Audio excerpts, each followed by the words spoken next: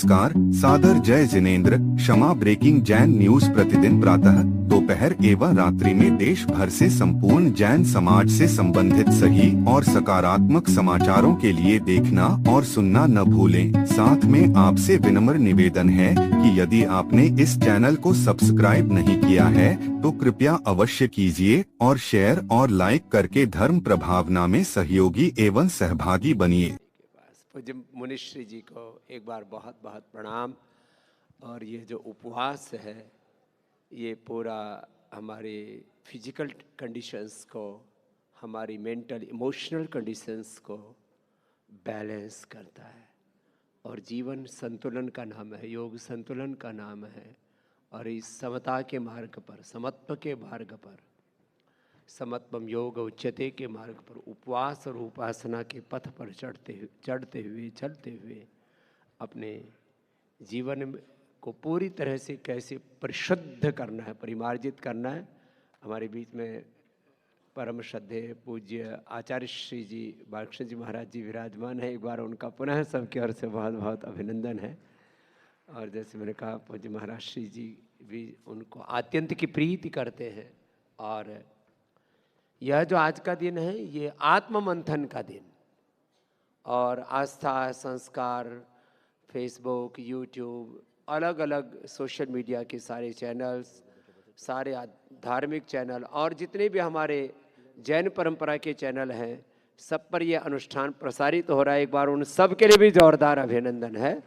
लाखों लाखों करोड़ों करोड़ों लोग इस आज की इस अनुष्ठान से, इस पूरे अंतर्राष्ट्रीय जनमंगल सम्मेलन से, उपवास सम्मेलन से लाभान्वित हो रहे हैं। क्योंकि जिस संदर्भ में, जिसकी ये महिमा हम बार बार सुनेंगे वही हम करते हैं। तो खाने की महिमा तो सबको पता, उसमें स्वाद भी है, बहुत कुछ है।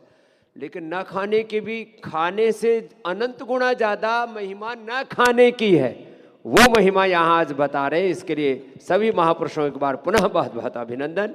परम श्रद्धेय पूज्याचार्य श्री बालकृष्ण जी जो आयुर्वेद के बहुत बड़ी मनीषी हैं, हमारी सनातन परंपरा के गौरव है, और पतंजलि के तो पूरे वो विश्वकर्मा हैं।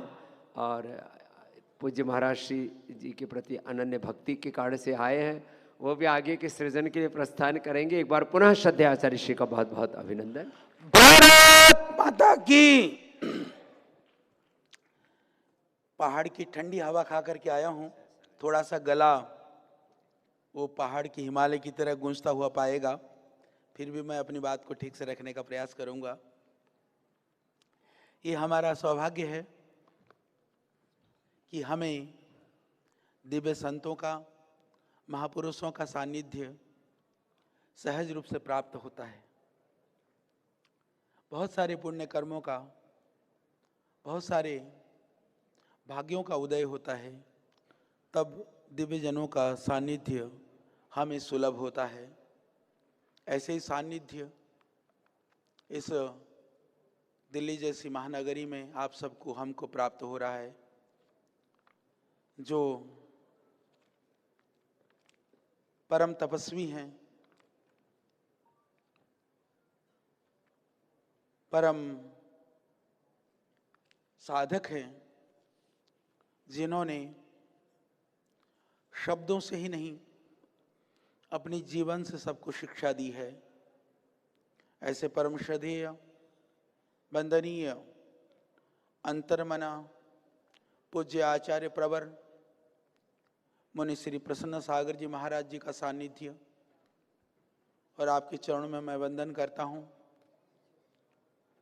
परम श्रद्धेय पूज्य स्वामी जी महाराज, जिन्होंने देश के घर घर में लोगों को जागना सिखा दिया, अब एक हमारे श्रद्धेय मुनि जी उनको थोड़ा भूखा रहना भी सिखा देंगे।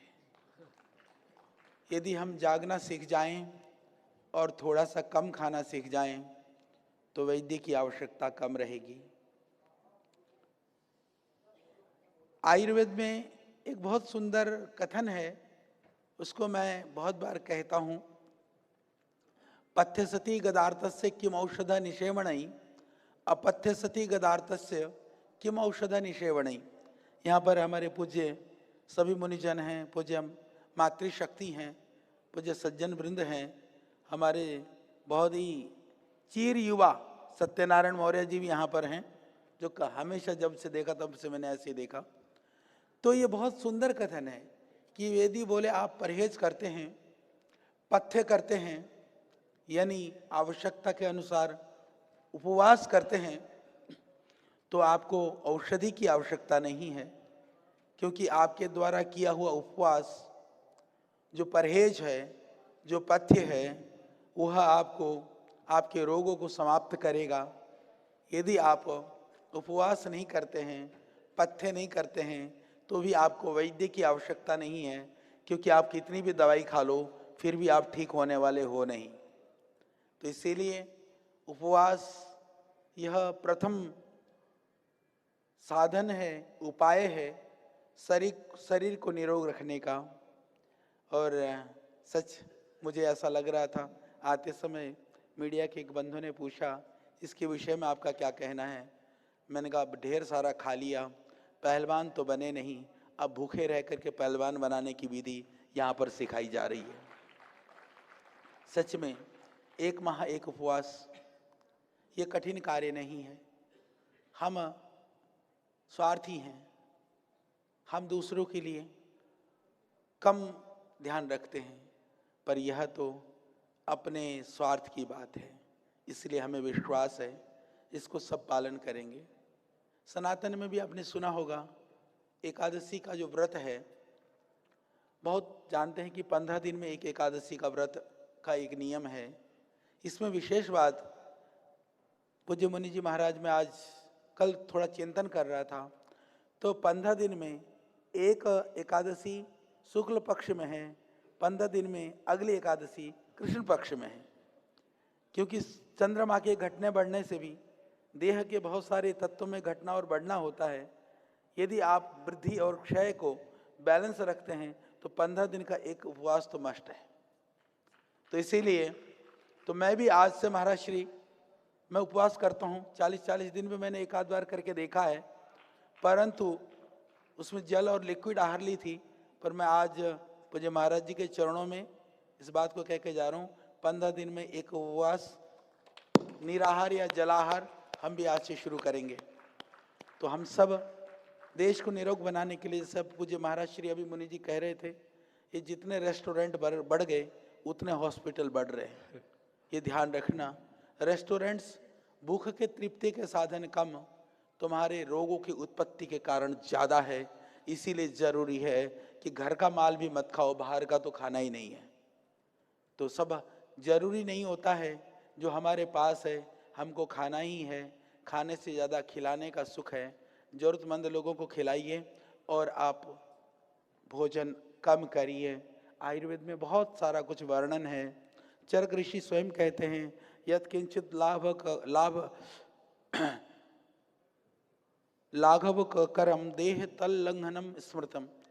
जो शरीर को हल्का कर दे, जो शरीर को स्फूर्ति प्रदान कर दें, तो उसको लाघव कर कहा जाता है, हल्का करने वाला कहा जाता है।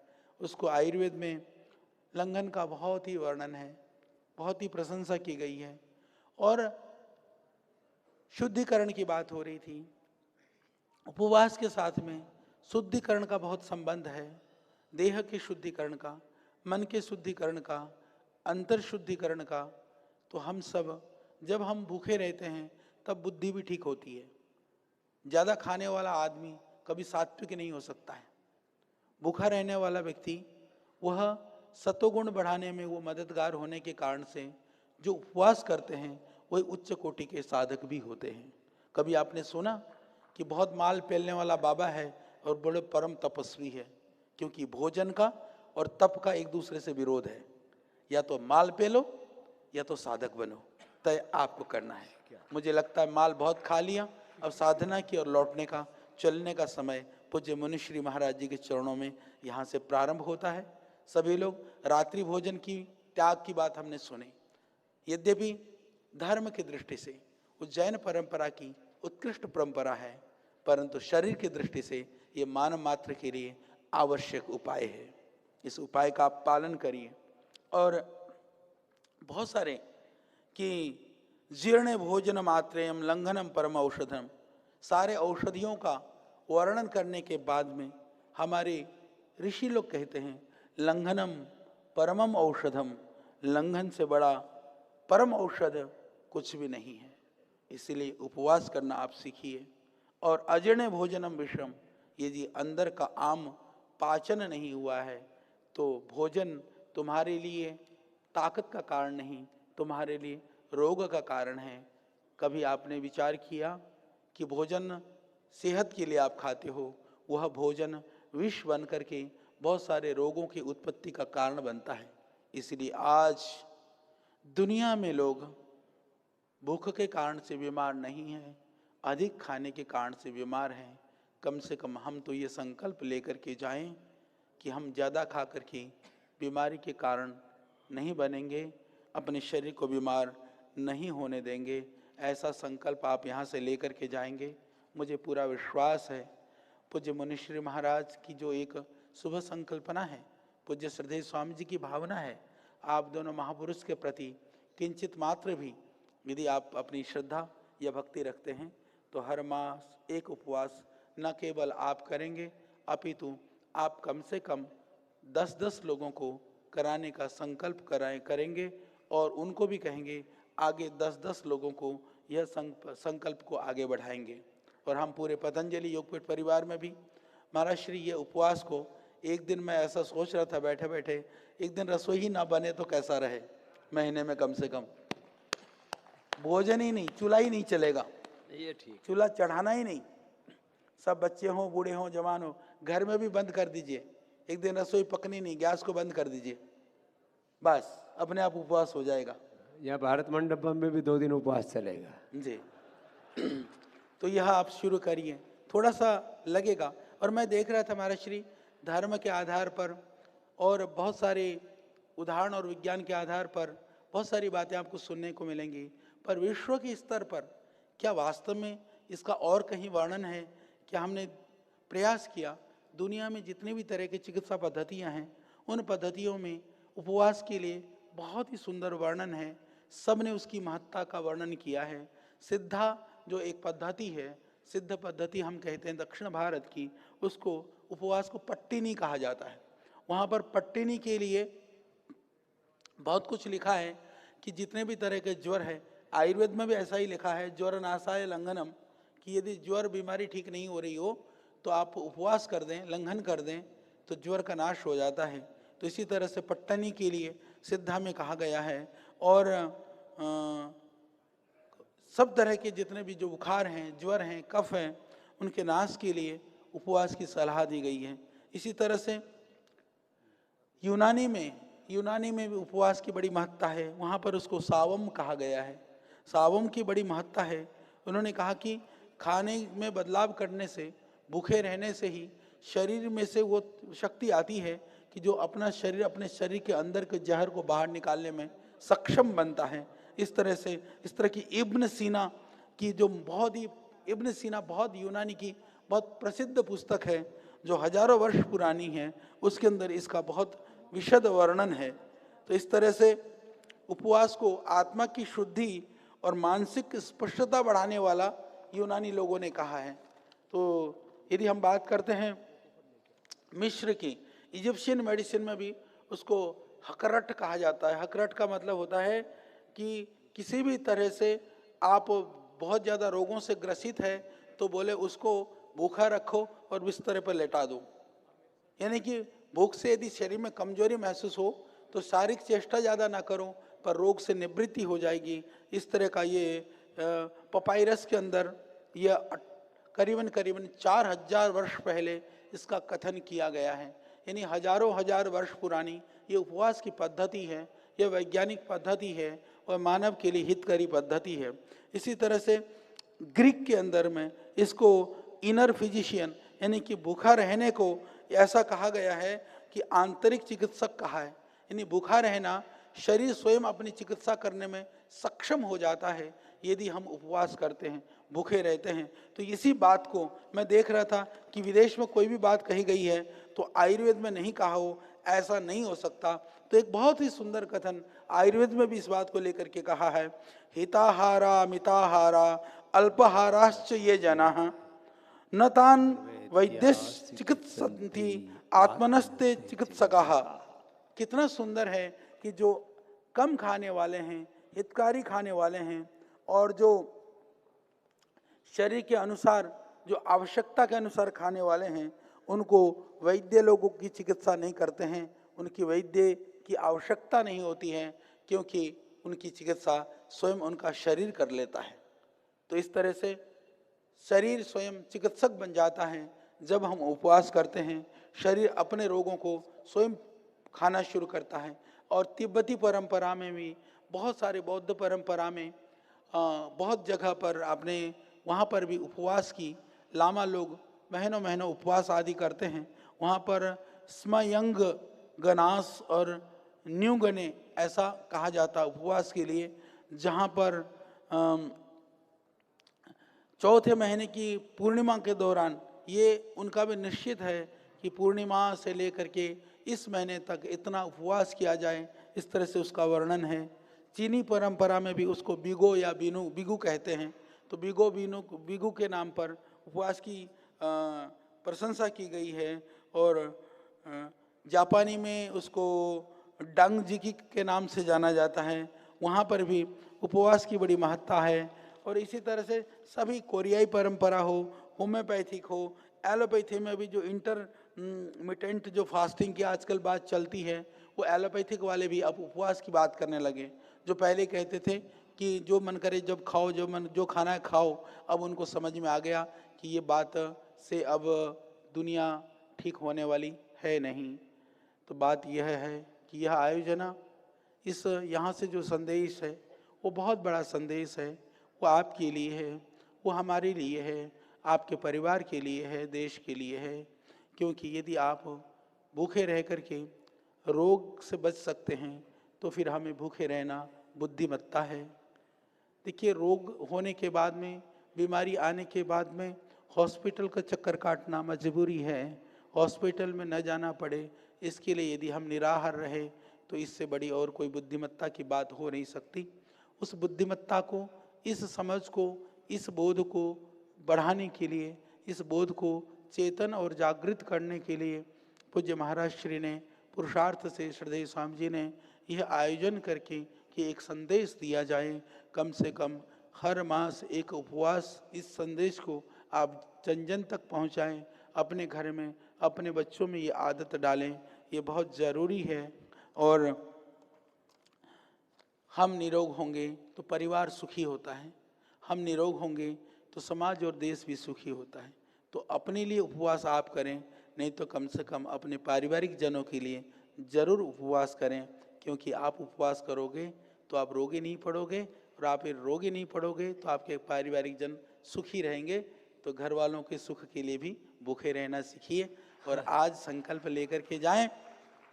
यूँ तो सप्ताह में एक दिन का विधान है महाराज श्री, सप्ताह में एक दिन का है। जो कर सकते हैं सप्ताह में एक दिन करो, नहीं कर सकते हैं 15 दिन में एक बार करो। और बिल्कुल आलसी प्रमादी हैं, उनके लिए महाराज जी ने 1 मास का कम से कम कहा है, उतना तो कर ही लो। तो बस इन्हीं शब्दों के साथ में पूज्य महाराज श्री के चरणों में नमन वंदन प्रणाम करते हुए, और मुझे मेरा सौभाग्य है पूज्य महाराज श्री का इतना आशीर्वाद, इतनी कृपा और इतना स्नेह है कि हमको भी लगता है कि आपसे एक चीज़ और बता दूं। एक संयोग है, अभी गिनती हो रही थी, पूज्य महाराज श्री ने जो टोटल तप किया उसके टोटल वर्ष होते 18 वर्ष, और पूज्य स्वामी जी ने भी 18 वर्ष तक कोई अन्न का सेवन नहीं किया था। वो जबरदस्ती मैंने खिलवाया था महाराज जी को। ये मेरे को दोष लगेगा कि पुण्य पता नहीं, क्योंकि महाराज जी को इतना काम करना होता था, तो भी 18 वर्ष तक अन्न का एक दाना भी पूज्य स्वामी जी ने ग्रहण नहीं किया था। जब आंदोलनों में थे, पूरे देश घूमते थे, लाखों किलोमीटर चलते थे, तब भी कोई अन्न नहीं लिया था। अब भी लगभग एक बार ही आहार लेते हैं। तो इसीलिए ये महापुरुष जो बैठे हैं आपके सामने, यह प्रवचन से ज़्यादा इनके जीवन से आप शिक्षा लीजिए। ये प्रत्यक्ष प्रमाण है, जब ये उपवास को करके निरोग रह सकते हैं, ये उपवास में रह करके अपने आप को ठीक रख सकते हैं, आप और हम तो जरूर रख सकते हैं। क्योंकि हम बुद्धिशाली शिष्य तब कहलाएंगे गुरुजनों ने जो आचरण किया है कुछ अंश में जीवन में उतारने से ही हम बुद्धिशाली बन सकेंगे। तो पुनः भगवान आपके संकल्प को पूर्ण करने में मदद करे, यही प्रार्थना के साथ में। और हम आज अपनी वाणी को विराम देते हैं, क्योंकि मुझे भी कुछ ड्यूटी पूज्य स्वामी जी लगा करके रखते हैं, जाना पड़ता है। तो बस इतना ही कह करके अपने शब्दों को विराम देता हूँ। ओम शम। पूज्य आचार्य श्री का एक बार पुनः सबके ओर से बहुत बहुत अभिनंदन है। पूज्य आचार्य श्री ने कहा सप्ताह में कम से कम एक बार, 15 दिन में एक बार, नहीं तो महीने में एक बार, और कम से कम आज तो मत खाओ। अभी 500 नीचे बैठे हुए, आज बताओ। और इधर हमने अतिथि बुला रखे हैं, केंद्रीय मंत्री गडकरी साहब, उन्होंने 40 किलो वजन कम किया है उपवास करके। हाँ, इंटरमिटेंट उपवास करके, संयम करके। तो नीचे से भाई घेर घोट के लाओ, उनको यहाँ उपवासामृत पिलाओ। तो जो है अब पूज्य आचार्य श्री जी को नीचे भेजते हैं। और आचार्य जी नीचे से थोड़ा सा जो है, और डॉक्टर यशदेव शास्त्री जी, पूज्य साध्वी देव प्रिया जी, नीचे से लोगों को बटोर के इधर लाओ। आ तो रहे हैं थोड़े थोड़े, थैंक यू। हाँ, आ रहे। हाँ, जो उनका भोजन लगा हुआ था उनको भी बोला गया भैया और मत जाना, अभी तुम मत जाना ये बहनों।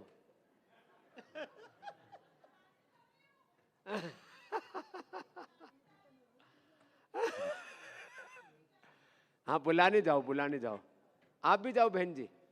हाँ, तो पूज्य आचार्य श्री, श्रद्धेय पूज्य आचार्य श्री भाषण जी को अपने आशीर्वाद और प्रसाद से अनुग्रहित कर रहे हैं।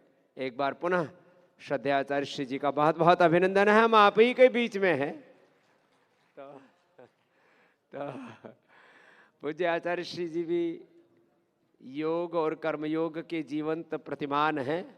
तो Kshama breaking Jain news YouTube channel पर विज्ञापन देकर धर्म प्रभावना में बने सहभागी।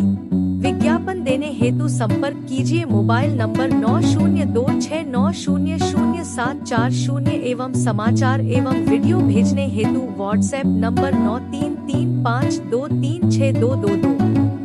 क्षमा breaking Jain news YouTube channel देखने के लिए आपको बहुत बहुत धन्यवाद। सादर प्रणाम, सादर जय जिनेंद्र।